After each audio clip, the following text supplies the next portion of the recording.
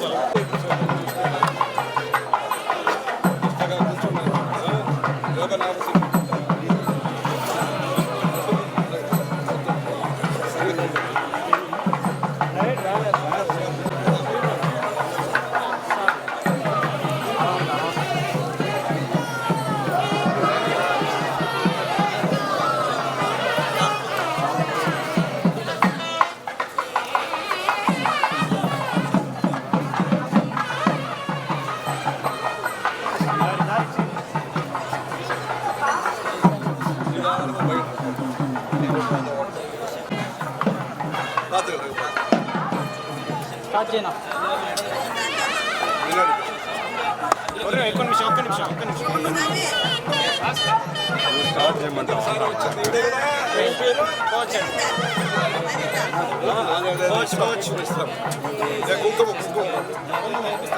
అదే ఇస్తాం, ఇచ్చిపోతాం.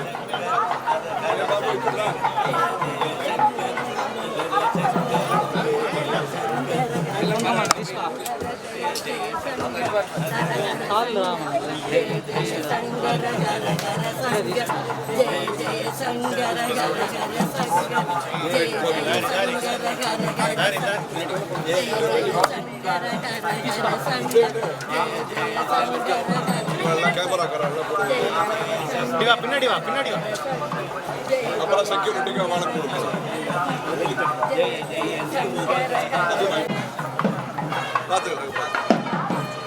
స్టార్ట్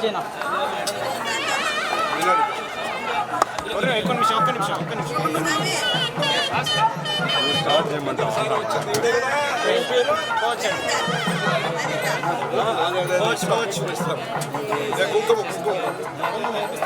అదే ఇస్తాం, ఇచ్చిపోతాం.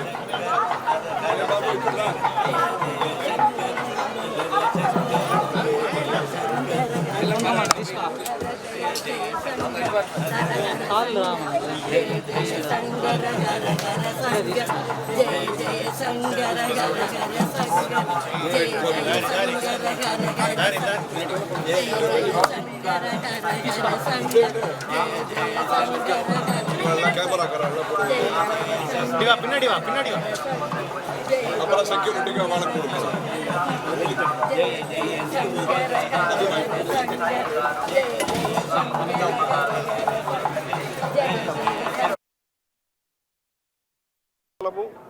ఈరోజు వెంకటేశ్వర స్వామి సందర్శనం చేసుకున్నాము.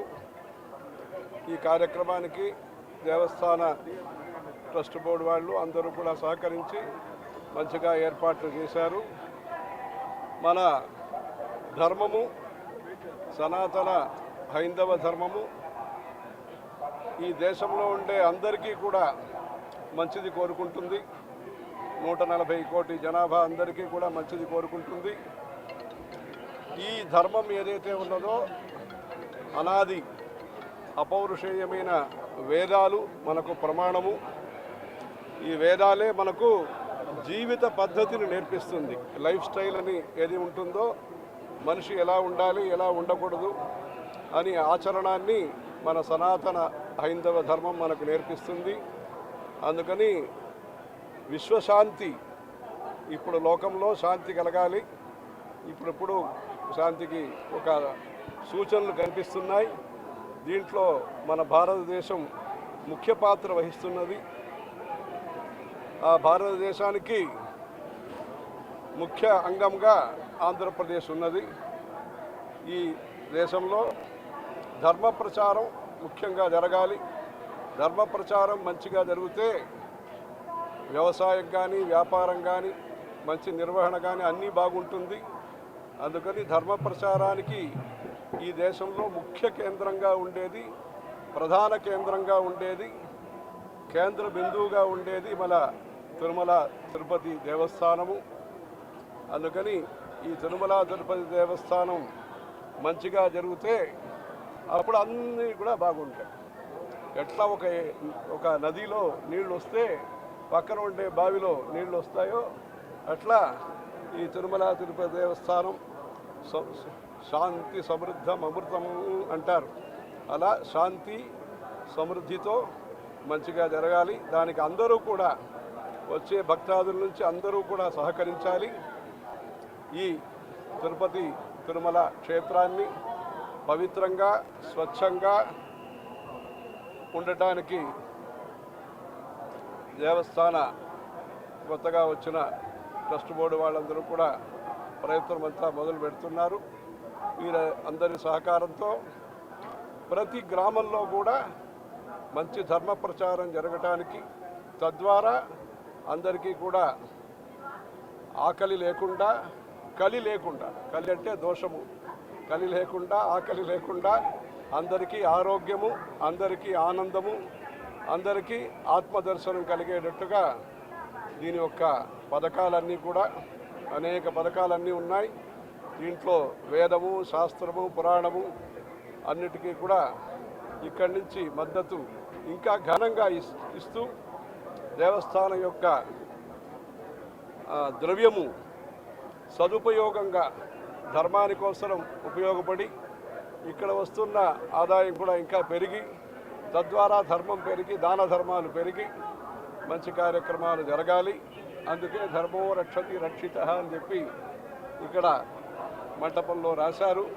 ఆ ధర్మాన్ని కాపాడటానికి మనకు శక్తి కలగాలి. శరీరంలో శక్తి, మనస్సులో శక్తి, చట్ట ప్రకారమైన శక్తి, సంకల్ప శక్తి కలగాలి. ఈరోజు మేము ఆ చెట్టు కింద నుంచి మమ్మల్ని తీసుకొచ్చారు. 1967వ సంవత్సరము మన కంచి పరమాచార్య శ్రీ శ్రీ చంద్రశేఖరేంద్ర సరస్వతి స్వామివారు, మన శ్రీ శ్రీ జయేంద్ర సరస్వతి స్వామివారు ఇద్దరు కూడా అప్పుడు 1967వ సంవత్సరము ఆ చెట్టు కింద నుంచి వచ్చి అది స్వామివారి దర్శనం చేసుకున్నారు. అదే ప్రకారంగా ఈరోజు కూడా ఈ దేవస్థానం తరఫున అలాంటి మంచి దర్శన ఏర్పాట్లన్నీ చేశారు. ఇలాంటి మన దేశంలో ధర్మం మంచిగా పెరగాలి. టీటీడీ తరఫున రాబోయే సంక్రాంతి నుంచి అంటే జనవరి 15 నుంచి ఫిబ్రవరి 26వ తారీఖు వరకు గంగా తీరంలో పవిత్ర కుంభమేళా కార్యక్రమంలో ముఖ్యంగా ధర్మ ప్రచారం కోసం మంచి ఏర్పాట్లు చేస్తున్నారు. నమూనా దేవాలయము, వేద పారాయణము, హోమాలు, ప్రసంగాలు, ఇట్లా ప్రసాదాలు వచ్చిన కుంభమేళాకు వచ్చిన భక్తులందరికీ కూడా ఆ వెంకటేశ్వర స్వామి ప్రసాదం అందించేదానికి ప్రజల వద్దకు ధర్మం అనే ఒక మంచి ఉద్దేశంతో బాగా చేస్తున్నారు.